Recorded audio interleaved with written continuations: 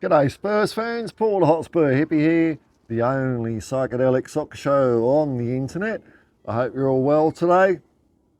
It's kind of a bit like match day because it's less than 24 hours away from the Coventry game and it's pretty cold out here at the moment, so I'm shivering a bit.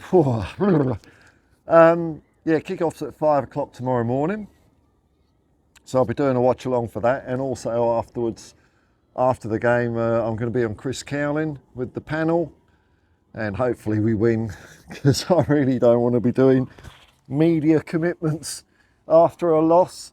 I saw Ange's press conference this morning, pretty solid again, and man oh man, I am pretty dismayed at the amount of flack going around at the moment. It's like Spurs fans are seeing who can win the trophy for being the most Angist, outist YouTuber or pundit or commentariat out there. Not here, not here. Ange in, 100% all the way. That's the way it works, man, because I've got a little old-fashioned notion about supporting a football club. One is, you just always stick up for them, especially in the face of bozo fans from other teams, as they should do for their teams as well. And a little quaint notion that the manager knows best. The manager is the manager. The gaffer is the gaffer. I don't care who that is, really. It's Ange at the moment. We've had other managers I've supported before. We'll have other managers after Ange that I'll support. Because in football, it's the only bloody way you can have any hope of having success is just to do what that guy says. And over the course of time, you find out if he's the right guy or not. But you don't know 1 year in. You don't know 2 years in. It takes bloody years for these things to happen. And all I'm seeing is a load of entitled whinging at the moment. And you can bet your arse that all the Ange outers would be Ange in like a muddy funster if we had beaten Arsenal. So I pay no truck in it. These things seem to spread around the internet like measles. You know, it's, a couple of things get parroted by a couple of people and they become conventional wisdom, like, oh, what about Tottenham's diabolical set piece problem? Oh, we're so soft at corners. We can't keep the ball out of the net when we get a corner. We've had 39 corners against us this year, 1 goal. Now, I don't know if that is a good statistic or a bad statistic. It doesn't sound that bad to me. How it compares against other teams, I don't know, but I would have thought 1 in 39 is not a bad return. There is an advantage to having a corner in a game of football. I don't know if you know this, folks out there, but if you didn't get an advantage from a corner, they wouldn't exist in the game. If anything, I would say that we're just conceding too many corners. That's what I would say, which comes as a result of general football play. That could be tightened up a bit, I guess. But we know our real problem is up front. Like I was saying the other day, we've got the yips in front. Ange in his press conference today really stuck his neck out for Brennan Johnson. And what else is the guy supposed to do? This is the thing. Like, he's probably going to get hoisted by this, Ange is sticking by Brennan Johnson. Oh, blah, blah, blah. Brennan Johnson's no good. Why is Ange sticking out for him? What do you want him to do? What do you want Ange to sit in a press conference and absolutely ruin his career?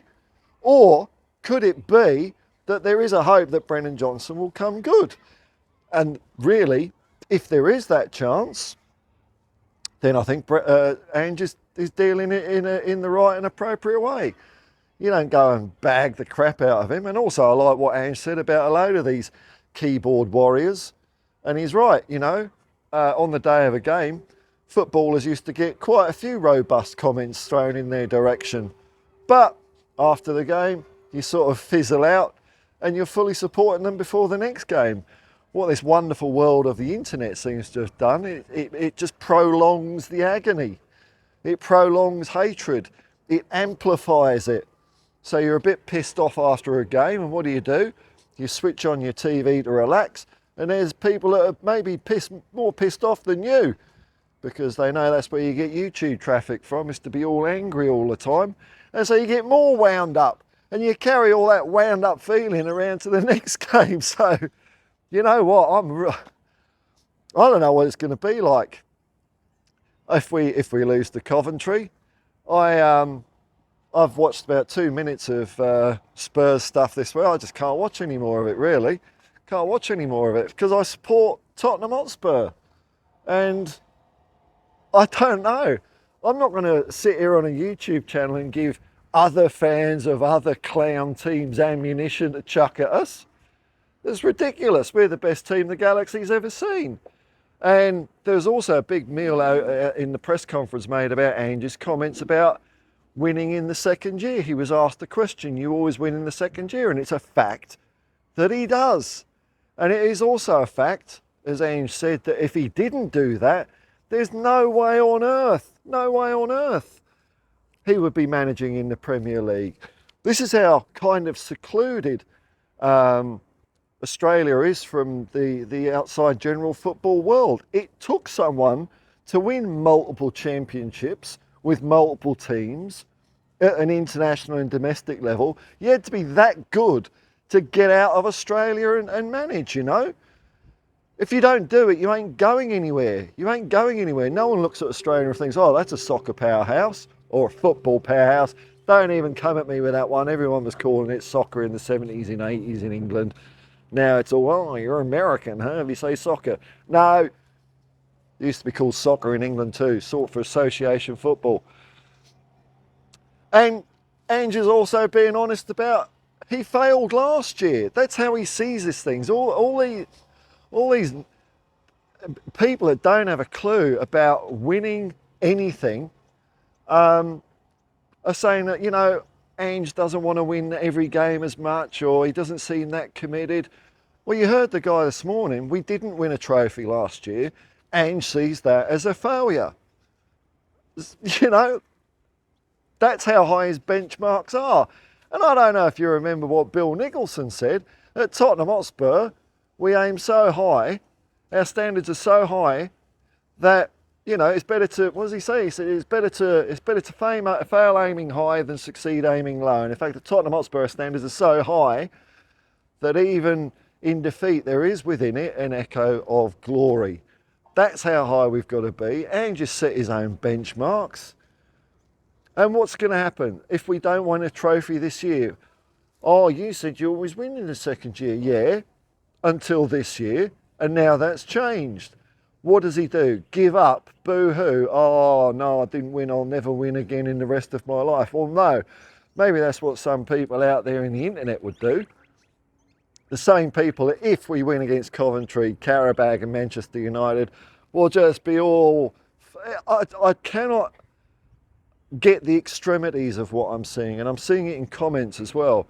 When we win a game, Ange is brilliant, he's my manager, Ange is my manager. We lose, Ange out, Ange out. Our defence is crap, we're rubbish up front, we signed Tino Werner. No consistency, mate. You're asking for consistency from the football team. I want to see consistency of support out there. I want to see more support for our boys. For our men, rather, and Ange. To be a bit old school about supporting a football club. It's just shits and giggles. It's fun, isn't it? I have fun supporting Tottenham. Which means saying the most ludicrous and preposterous things. Like the quad is on. And you know what? I'm going to go for a modest result tomorrow at Coventry. I'm not going to be greedy. I'm going to go for 2-0. I'm going to go for 2-0. Ange is in no win tomorrow. If he plays some of the youth, it will be he's not taking the cup seriously. If he doesn't play any of the youth, it will be what a golden opportunity to let our youngsters play. Just let him get on with his bloody job, man. Get on with his job. What do I know about managing football? I only managed partly for one season. I did win a championship, but I was basically putting the cones out.